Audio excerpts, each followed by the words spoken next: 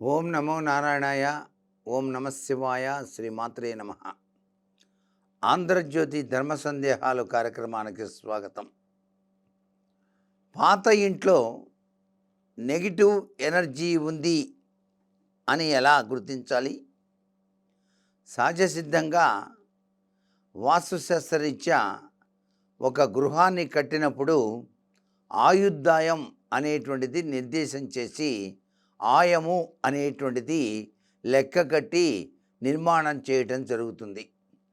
ఆ ఆయ నిర్మాణ రీత్యా దీని వయసు 150 సంవత్సరాలను, 100 సంవత్సరాలను, 70 సంవత్సరాలను అక్కడ సిద్ధాంతీకరించి అక్కడ నిర్ణయం చేసుకొని నిర్మాణం చేయటం జరుగుతుంది. అలా నిర్మాణం చేసినటువంటి గృహం కొన్ని సంవత్సరాలైన పిదప అది ఆయుష్ను కోల్పోతుంది. అంటే శక్తి పుంజాలను కోల్పోతుంది. ఇంటిలో శక్తి తగ్గింది అన్నప్పుడు ఆ ఇంట్లోకి నెగిటివ్ ఎనర్జీ ఎక్కువగా ప్రవేశిస్తుంది.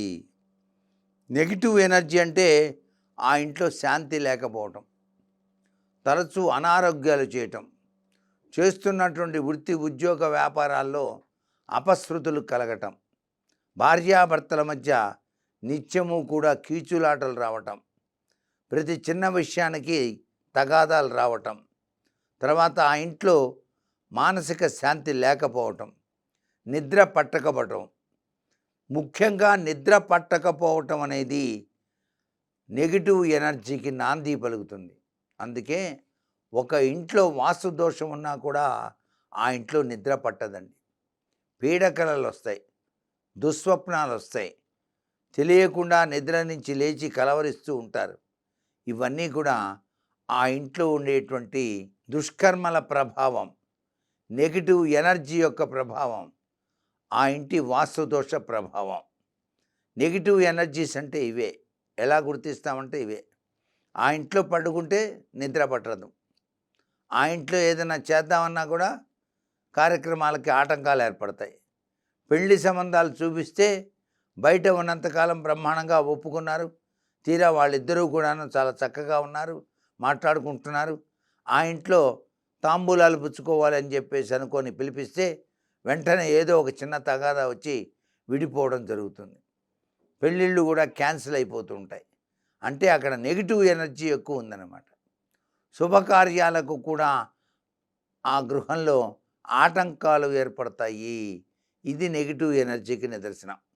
ఒక్కొక్క ఇంట్లో సంబంధం చూపించగానే వెంటనే సక్సెస్ అయ్యి వివాహమై వాళ్ళు అన్యోన్య దాంపత్యంతో జీవితం గడుపుతూ ఉంటారు.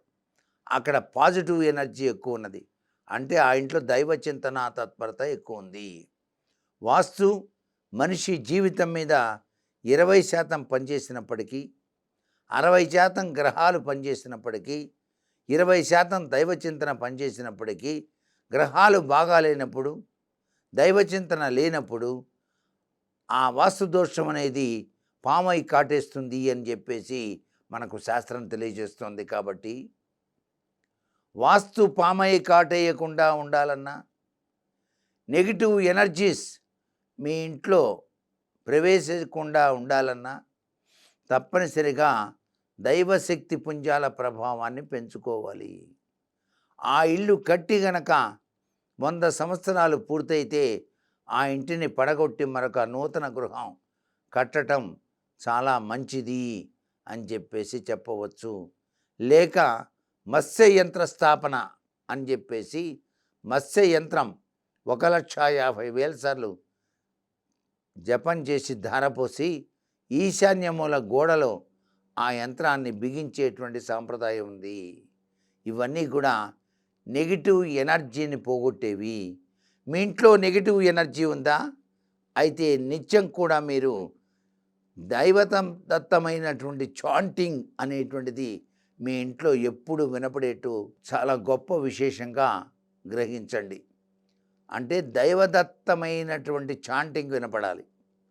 పొద్దూకులు కూడా ఓం నమో నారాయణాయ, ఓం నమ శివాయ ఇట్లాంటి చాంటింగ్ వినిపిస్తూ ఉంటే మెల్లగా వినిపించవచ్చు. ఓం పరబ్రహ్మ స్వరూపం కాబట్టి ఓం అనే చాంటింగ్ కూడా చాలా మంచిది. అప్పుడు నెగిటివ్ ఎనర్జీస్ పోయి పాజిటివ్ ఎనర్జీ రావడానికి ఆస్కారం ఉంది. ఆయుష్ తీరిపోయిన ఇంటికి మత్స్య యంత్రాన్ని కనుక ప్రతిష్ఠిస్తే మరలా కొన్నేళ్ల పాటు ఆ ఇంటికి ఆ యొక్క ఆయుర్దాయం పెరిగినట్టుగా చేసిన ట్రీట్మెంట్గా ఉంటుందన్నమాట. కాబట్టి ఇవన్నీ గుర్తెరిగి నెగిటివ్ ఎనర్జీని ఏ విధంగా గుర్తించాలంటే ఆ ఇంట్లో కాసేపు కూడా కూర్చోబుద్ధి కాదు, బయటికి వెళ్ళిపోదాం అనిపిస్తుంది అనమాట. ఆ ఇంట్లోకి ప్రవేశిస్తూనే కాళ్ళకి దెబ్బ తగలటమో లేకపోతే తూలుడు రావటమో ఇట్లాంటివన్నీ జరుగుతుంటాయన్నమాట. తెలియకుండా తలనొప్పి రావటం ఇవన్నీ నెగిటివ్ ఎనర్జీకి నాంది వాక్యం పలుకుతాయి. గుర్తెరిగి వాస్తుశాస్త్రరీత్యా ముఖ్యమైన నిర్ణయాలు తీసుకొని అభివృద్ధి పదంలోకి పయనిస్తారు కదూ.